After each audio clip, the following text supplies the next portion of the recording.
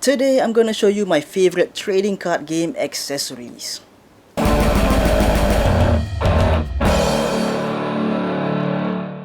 What's up guys, Zami here and you're watching Heavy Metal Cap?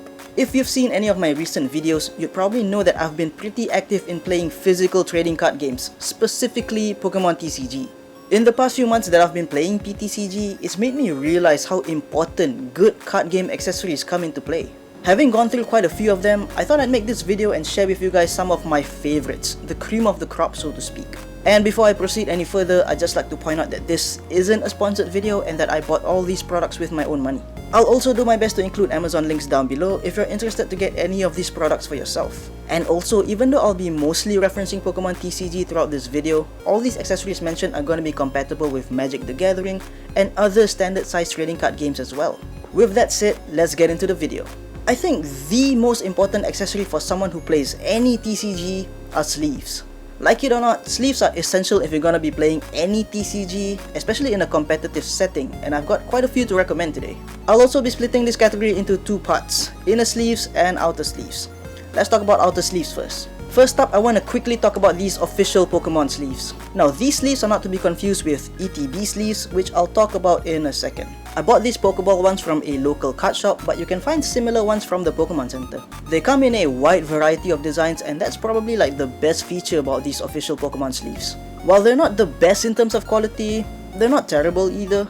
I used them for my Mewtwo V Union deck, and after a few plays with them, they actually feel pretty decent. They shuffle okay, and I don't face much of an issue looking through my deck either. If you're looking for sleeves with official Pokemon art on them, these are probably your best option. They're miles better than the sleeves you get in Elite Trainer boxes. I'd recommend these 100 times over ETB sleeves. Never use ETB sleeves for playing because the quality is absolutely horrendous. Now let's talk about the sleeves that I do highly recommend.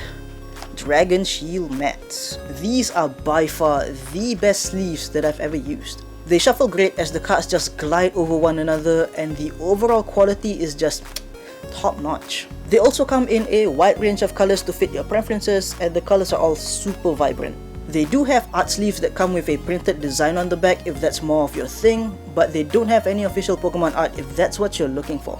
If you're playing any TCG competitively, there's no other sleeve I'd recommend over Dragon Shield mats. Next, let's talk about inner sleeves. Before I get into why you'd want a double sleeve, let me mention the two products that I recommend. My favorite inner sleeves are the KMC Perfect Fits and the Dragon Shield Smoky Inners. If you're new to double sleeving, inner sleeves are usually sized to fit cards perfectly with little room around the card as compared to your regular sleeve. Double sleeving your cards help to assure extra protection from damages and spills, which is something to consider if you use holographs and alternate art cards in your deck. KMC Perfect Fits are great for that purpose. I've never had quality issues with these, and they always fit my cards perfectly without feeling too tight or too loose. Dragon Shield Smoky Inners, while doing the same thing, have an extra purpose whenever I use them. If you're using sleeves of a lighter color, like these ivory or lime green sleeves, you might notice that you can see through the sleeves ever so slightly. This can actually be a problem if you take part in official tournaments, as being able to see through your sleeves could contribute to cheating in matches. That's where these smoky inners come in. The transparent black backing helps to make your lighter colored sleeves fully opaque. I also do want to point out that double sleeving your deck obviously makes your deck thicker, so if that's gonna be a problem for you, you might want to consider single sleeving your deck with sleeves of a darker color. With that said, whether you want a single sleeve or double sleeve your deck, the sleeves I just mentioned are gonna do the job really well. Moving on to the next category, let's talk about deck boxes. There are so many options to choose from, if anything, too many, which can get overwhelming. If you don't care too much about quality, Pokemon does have official deck boxes as well. The designs they come in are usually the same as the official Pokemon sleeves that I mentioned earlier. Quality-wise, they're not great, but they do get the job done. They're made of a flimsy plastic with a velcro latch to keep the lid closed. If all you're looking for is a box to keep your cards in, this is gonna do just fine. However, let's talk about the deck boxes that I do recommend. The first deck box is one that I don't personally own, but I've seen friends and other players use, which is the Gamegenic Watchtower. It holds up to 100 double sleeve cards, has a removable drawer for dice and damage counters, and has magnetic doors that you can open and remove, which is an efficient use of space. They even come in a variety of colors, which is always a plus point in my book. The second deck box that I'd recommend is the Ultimate Guard Boulder. They come in a wide range of sizes, from 40 plus all the way up to 100 plus, with the number signifying how many double sleeve cards it can hold. The one I have is the 80 plus, meaning it can hold up to 80 double sleeve cards. They're made of a tough, rigid plastic, and they come in a wide range of colors as well.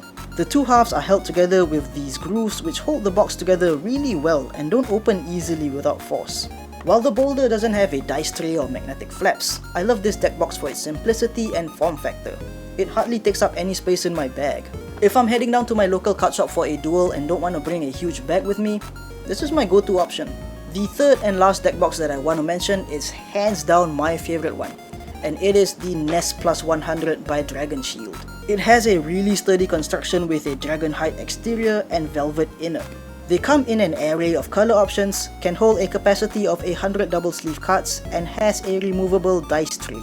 The cover is held together by strong magnets, and you open the box by swiveling the cover outward.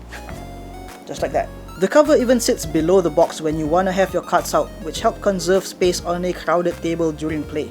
While the features sound identical to the Gamegenic Watchtower, what drew me to getting the Nest instead is the aesthetics. I just love the whole dragon hide look. While it's obviously not made of dragon hide or any type of animal hide in fact, I just love the look and feel of it. As someone who really appreciates leather goods, this deck box just looks insanely gorgeous. Of course, looks aren't its only pro, as it's a really solid deck box in itself. I've never had the cover come loose on its own, and the overall build just feels really solid. If you're looking for a deck box that can hold a large capacity of cards as well as storage for your dice and counters, look no further than the Dragon Shield Nest Plus 100. Next, let's talk about playmats really quick. Playmats are another category where the options can be too many, so I'm just gonna talk about the ones that I've personally had experience with. In fact, I currently only own 2 playmats. This Pikachu themed one was one that I purchased from the Pokemon Center. It's a basic fabric playmat with a non-slip rubber backing. Despite the simplicity of its nature, it actually works really well. It lays down flat without curling up on the ends, and cards just glide across the surface without catching onto the fabric. The other playmat, which is the one that I mainly bring to shops with me, is from Ultra Pro. Just like the other playmat, this is also a simple fabric playmat with a rubber backing, and again, it works really well for what it is. This one in particular has an Ultra Ball design on it because it is an officially licensed Pokemon product sold by Ultra Pro. And of course, you can find these in a variety of designs as well. If you're looking for playmats with official Pokemon art and themes, these 2 options are gonna be your best choices. While we're on the subject of playmats, let's talk playmat transportation. While you can just chuck your playmat into your backpack and go about your day, the chances of it warping in your bag is gonna be very high, and you would not want that to happen. I'd suggest getting a Playmat Tube, and the one I'm using is the Ultimate Guard Mat Pod. Function wise, it's really straightforward. It's literally a plastic tube that holds and protects your playmat. And while that can sound stupid and excessive, the Mat Pod does the job really damn well. It's made of a really thick and sturdy plastic, has a pop-up cap for quick and easy access, is water resistant to protect from spills, and even has a small loop for a carabiner. It also comes in a few color options as well. While you can probably get away with using most of the Playmat tubes out there, I feel that the Ultimate Guard Mat Pod just feels more robust compared to the rest, and it's just gonna hold up better over time. Another category that I want to go over briefly is about coins, dice, and damage counters. While not the most exciting category, I figured some people were gonna ask me anyway, so let's just cover it really quick. While you can pretty much get away with using any dice or counters for playing the Pokemon TCG, I like using the ones that come from Elite Trainer boxes. They're available in a huge array of colors and styles, and you can find people selling the dice and counters individually really easily. Personally, I like theming my dice and counters to the decks that I have. Does that sound insane? Probably yes. Is that gonna stop me? Absolutely not.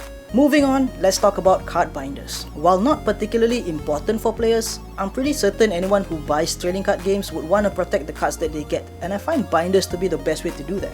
Personally, I'm not a huge fan of storing my cards in top loaders, and I just love flipping through a good binder filled with pretty looking cards. I do own several binders. These 2 are just generic basic binders that I bought from local card shops. The Umbreon one was purchased from the Pokemon Center. It's a rather cheap ring binder, quality isn't anything outstanding, but it does look really nice, and I do love this small detailing that it has on the pages itself. There is one binder that is my all-time favorite, and surprise surprise, it's another Dragon Shield product. This is the Dragon Shield Codex. This portfolio has a soft padded cover with an elastic band to keep it safe and closed. Each page has 9 side-loading pockets which fit the cards really well without feeling too snug, and I do believe they come in larger and smaller capacities as well. The pockets are made of an ultra clear polypropylene and has a black textured backing. If this binder hasn't just screamed quality at you just yet, just look at the foil logo on the back. And just like most Dragon Shield products, they don't only look amazing but also function really well. My favorite feature about this binder is with the pages inside. If you look at the pages, you'd notice some extra space towards the spine of the binder. This helps to avoid your cards from bending due to flipping through pages. I cannot stress how important that is, especially if you're storing your expensive alternate arts in your binder. Irregardless of what binder you get, just make sure the one you do get does something similar to prevent damaging your cards. My only con with the Dragon Shield Codex is with the pleather material that they used. While it does feel really plush, my binder is starting to peel in certain areas. This is pretty unavoidable with pleather products, but it's still a shame to see happen. Irregardless, I think that this is a small con for what is an amazing product. If ring binders are more your thing, Dragon Shield also has a selection that might interest you. Whether it's the Codex or the slipcase binder, Dragon Shield takes the cake yet again for another category of TCG accessories that I absolutely adore. In case you're wondering how I transport all these accessories when I'm off to tournaments at my local card shops, I'm just using a pretty basic backpack for that. My daily backpack is the Herschel Pop Quiz. It fits all my deck boxes just fine, even the Playmat Tube as well. I don't necessarily bring my binder with me to the shops, but that fits in the bag too. While there are backpacks that specifically cater to carrying cards and other TCG accessories, any backpack is honestly gonna do just fine as long as it's big enough. And that's basically my favorite TCG accessories. While there are still plenty of other options that might suit your needs better, these are the ones that fit my needs perfectly. Have you used any of these products or are planning to get them? Or am I completely wrong and you have a better product to recommend? Either way, let me know in the comments below what you think. Like, subscribe, all that YouTube nonsense, and I'll see you again soon. Thanks for watching.